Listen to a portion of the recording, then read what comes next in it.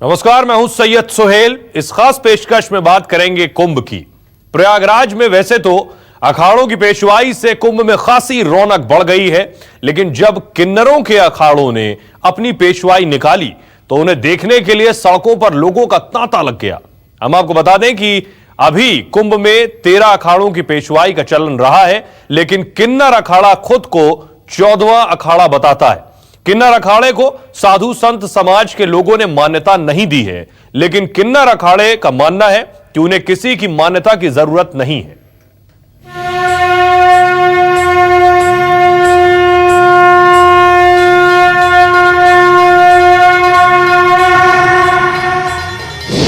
प्रयागराज में रामराज, अखाड़ों की पेशवाई के दिव्य दर्शन।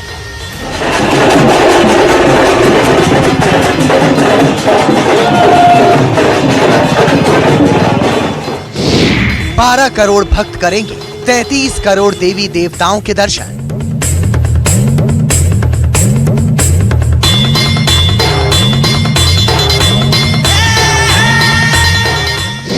हठयोग से प्रकट होंगे हर हर महादेव।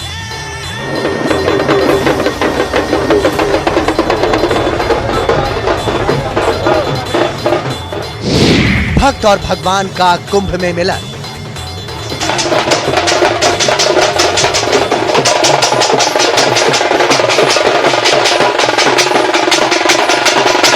ये प्रयागराज में संतों और नागा बाबाओं का वो शाही प्रवेश है जो दिखाता है कि कुंभ का आगाज हो चुका है। अखाड़ों की पेशवाई देखकर ऐसा लगता है कि साक्षात महादेव के भक्त एक जगह जमा हो गए हैं। जोरदार ढोल नगाड़ों की थाप पर झूमते नागा बाबा और संत पूरे माहौल में जबरदस्त ऊर्जा भर रहे हैं। कोई बाबा हाथी पर सवार है,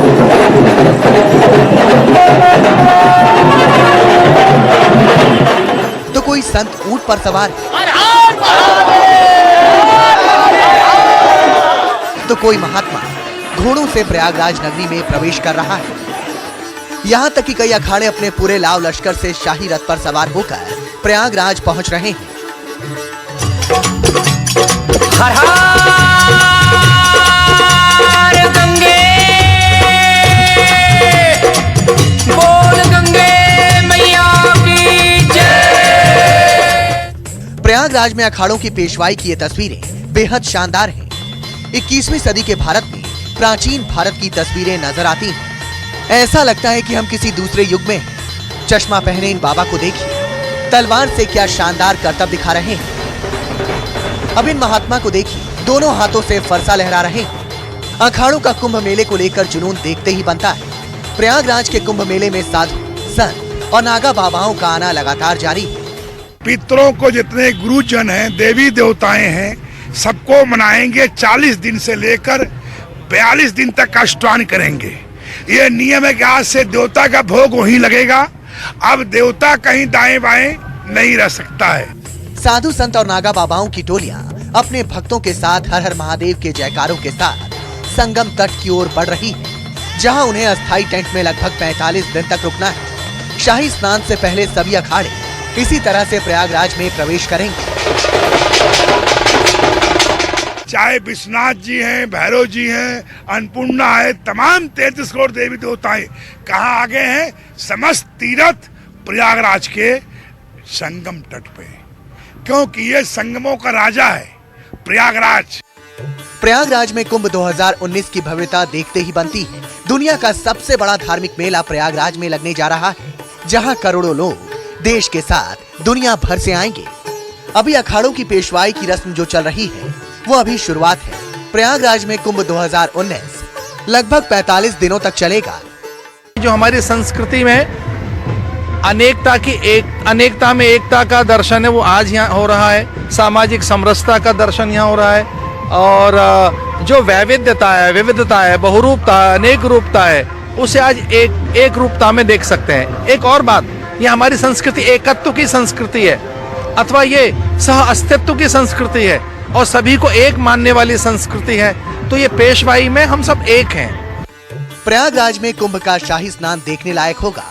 अखाड़ों की पेशवाई और शाही स्नान ही कुंभ मेले के खास आकर्षण होते हैं और गंगा में शाही स्नान को सबसे पवित्र स्नान माना जाता है। जहाँ से मानवीय चेतना का आरोहण होता है, वह स्थान जल है। तो हम गंगा की ओर बढ़ रहे हैं, जल की ओर बढ़ रहे हैं, और वहीं हमारे सारे सारोकार होंगे। पेशवाई कई रास्तों से होते हुए छावनी पहुंच रही है। साधु संत छावनी में ही रहेंगे और कुंभ के दौरान पड़ने वाले खास स्नान पर्वों पर शाही स्नान करेंगे। हम आपको बताते हैं कि आखिर अखाड़ों की पेशवाई होती क्या है।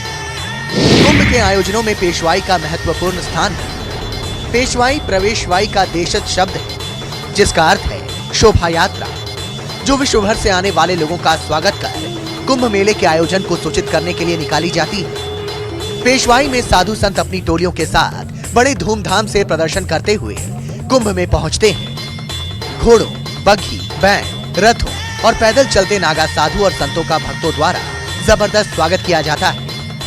हमारा जो है ना आज के परंपरा नहीं है, ये हजारों साल प्राचीन परंपरा है कि शाही के रूप में हमारा ये जो परंपरा है, चाहे शाही स्नान हो या शाही जुलूस हो, ये हमारे ये परंपरा शाही के ही रूप में निकलता है।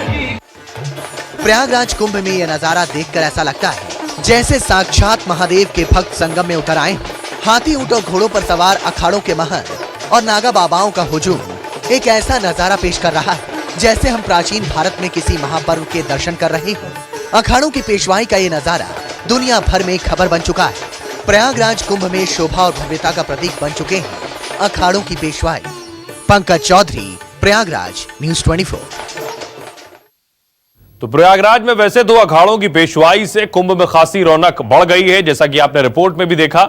लेकिन जब किन्नरों के अखाड़ों ने अपनी पेशवाई निकाली तो उन्हें देखने के लिए सड़कों पर लोगों की बड़ी भीड़ जुटी। देखिए।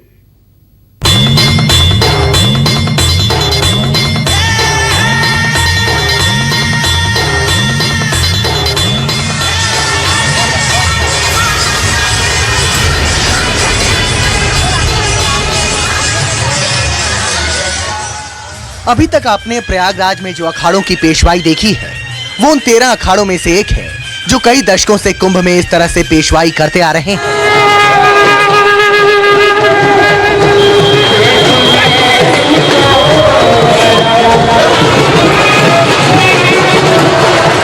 लेकिन अभी जो आप तस्वीरें देख रहे हैं वो किन्नरों के अखाड़ों की पेशवाई का नजारा है। ये किन्नर अखाड़ा खुद को 14वां अखाड़ा बताते हैं। बेहद शाही अंदाज में किन्नर अपने सजे हुए रथों पर सवार हैं, जिनका प्रयागराज में श्रद्धालुओं ने जोरदार स्वागत किया। जो कुंभ लगा है 2019 का, तो उसमें हम सहभागी हो रहे हैं। 14वां अखाड़ा के नाम से हमारा किन्नर अखाड़ा स्थापित है। और अभी जो भी पेशवाई निकली आज, तो ये काफ़ी दिव्य थी, काफ़ी भव्य थी। जैसे लोगों में हमारी जो एक छुपी हुई भावना थी, एक श्रद्धा थी, वो आज कहीं ना कहीं दिखाई दी। किन्नरों के अखाड़ों की पेशवाई देखते ही बन रही थी। प्रयागराज कुंभ में ऐसा पहली बार हुआ कि जब किन्नरों के अखाड़े ने पेशवाई निकाली।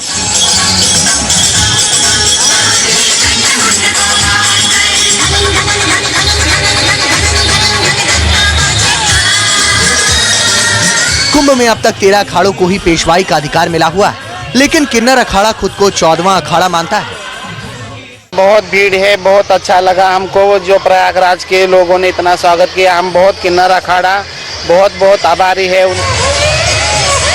रथों के अलावा किन्नर अखाड़े की पेशवाई यात्रा में ऊंट भी शामिल थे।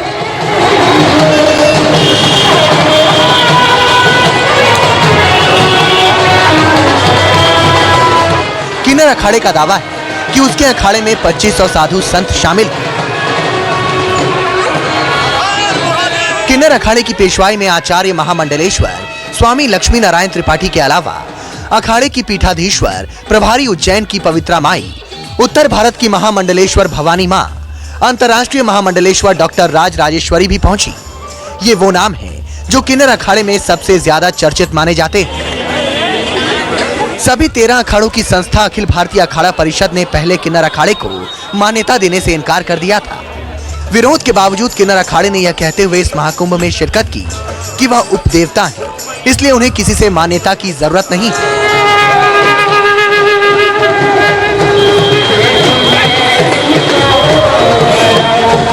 इस देवत्व यात्रा को देखने के लिए सड़क के दोनों किनारों पर श्रद्धालुओं की भीड़ रही। लोग इन पर फूल बरसा रहे थे। यात्रा में हाथी, घोड़ा, ऊंट शामिल थे।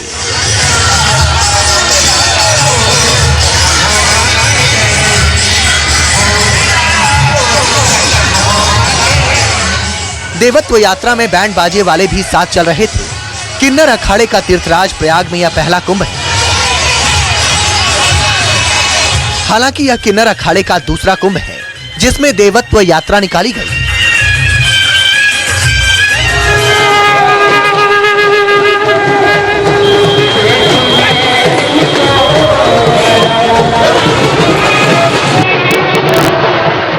इससे पहले साल 2016 के उज्जैन कुंभ मेले में किन्नर अखाड़े ने अपनी पहली देवत्व यात्रा निकाली थी। पंकज चौधरी, प्रयागराज, न्यूज़ 24। तो महाकुंभ 2019 के आयोजन के लिए प्रयागराज में ऐसे साधु सन्यासियों का जमावड़ा लग चुका है जिनकी मौजूदगी श्रद्धा और आस्था के इस सबसे बड़े पर्व को और खास बना रही है। साधु सन्यासियों की तपस्या और हठ योग लोगों के बीच चर्चा का विषय बना हुआ है।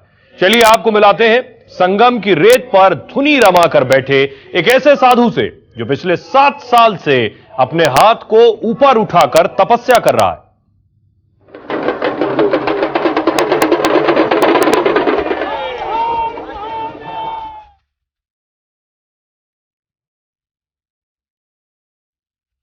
देश और दुनिया में इन दिनों महाकुंभ 2019 की चर्चा चल रही है। प्रयागराज में गंगा, यमुना और अदृश्य सरस्वती के संगम पर 14 जनवरी को पहला शाही स्नान होगा।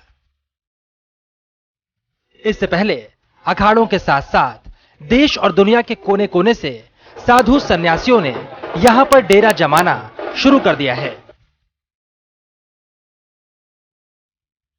कुंभ का हिस्सा बनने ऐसे सन्यासी यहां पर पहुंच चुके हैं जिन्हें देखकर एक दूसरी दुनिया का एहसास होता है।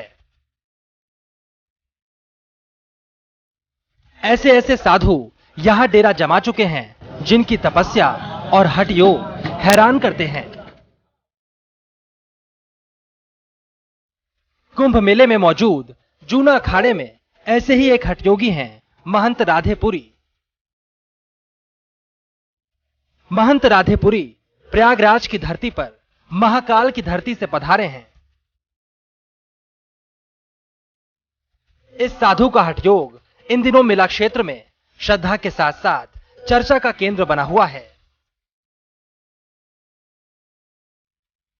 अपना एक हाथ उठाकर कई वर्षों से ऐसे ही तपस्या कर रहे हैं महंत राधेपुरी।